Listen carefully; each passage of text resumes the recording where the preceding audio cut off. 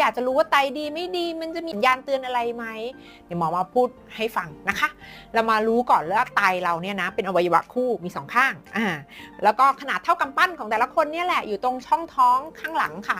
หน้าที่เยอะมากหลักๆก็คืออะไรบ้างล่ะขับสารพิษออกทางร่างกายโดยกรองออกทางปัสสาวะแล้วขับออกไปเป็นฉี่มีปัญหาโรคไตความดันจะสูงค่ะควบคุมคอนโทรลความดันไม่ได้ไตทำงานอย่างนี้งั้นถ้ามีเป็นโรคไตก็คืออาการพวกนี้ทำงานไม่ได้แล้วมันจะมีอะไรบ้างคะอันที่1เลยที่เรารู้สึกก็คือสารพิษข้างของเสียฉี่มันน้อยลงของเสียมันก็ข้างในร่างกายตัวบวมตาบวมหน้าบวมความดันสูงเพราะระบบเลนินแองจิโอเทนซินคุมความดันไม่ได้เลือดจางมีผลอะไรบ้างคะเวียนหัวไม่มีแรงเพลียคลื่นไส้อาเจียนเพราะว่าเลือดไปเลี้ยงระบบการย่อยอาหารก็มีปัญหาเบื่ออาหาร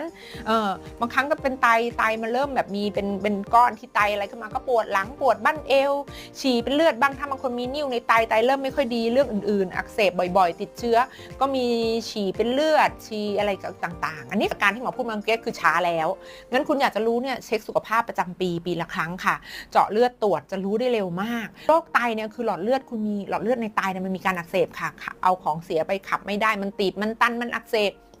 นั้นคุณดูแลหลอดเลือดหมอจะพูดองค์รวมกว้างๆให้ฟังละกันว่าทำอะไรบ้างการนอนคุณก็ต้องเปลี่ยนเลยค่ะนอนให้พอ 7-8 ชั่วโมงต่อวันเพราะช่วงนอนเนี่ยคุณเปลี่ยนโหมดนะซ่อมแซมเซลล์เลยนะอันที่2ก็คือออกกำลังกายนี่สำคัญมากๆเลือดไหลเวียนดีคุณกระโดดวันละ10 นาทีก็ได้ค่ะไปเดินไปเล่นไปอะไรก็ได้ที่มันแบบได้ออกกำลังกาย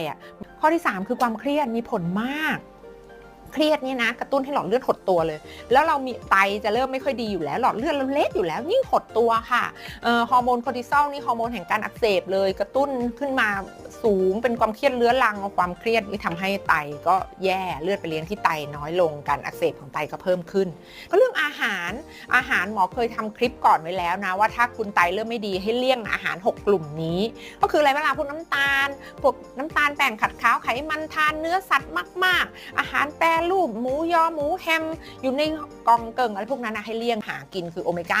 3สิ่งที่ควรหากินอีกก็คือพวกพืชผัก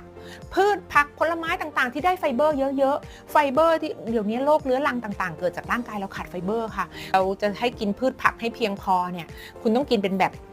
เป็นชนิดที่มันยังมีรวมเป็น synergistic effect ซึ่งในออกซิไฟเบอร์เนี่ยเป็นแบบนั้นเลยค่ะกิน1 ซองเนี่ยเท่ากับคุณได้สารต้านอนุมูลอิสระเท่ากับเกิดจากครึ่งหนึ่งของร่างกายต้องการต่อวันแล้วก็คือให้กินวันละ1 ซองถ้าอยากจะกินออกซิไฟเบอร์เพื่อจะต้านอนุมูลอิสระแล้วก็ได้ไฟเบอร์ที่เพียงพอนะแต่หมอจะมาพูดว่าถ้าเกิดคุณเป็นโรคไตคุณไม่อยากกินออกซิไฟเบอร์ไม่สะดวกหมอต้องมาซื้อกินด้วยหรอคุณก็กินพืชผักค่ะบางคนชอบเข้าใจว่าผักห้ามกินให้กินแต่เนื้อสัตว์เปลี่ยนความคิดสมัยนะคะไตจะทำงานหนักถ้ากินโปรตีนจากเนื้อสัตว์คุณกินโปรตีนจากถั่วจากเห็ดจากสาหร่ายแล้วคุณก็หาพืชผักทานเลยได้ทั้งสารต้านอนุมูลอิสระได้ทั้งไฟเบอร์กวาดลำไส้ไม่สะดวกก็ออกซิไฟเบอร์เลยช่วยคุณได้แล้วคุณก็ไปกินอย่างอื่นร่วมด้วยไม่ใช่พึ่งแต่อาหารเสริมนะคะ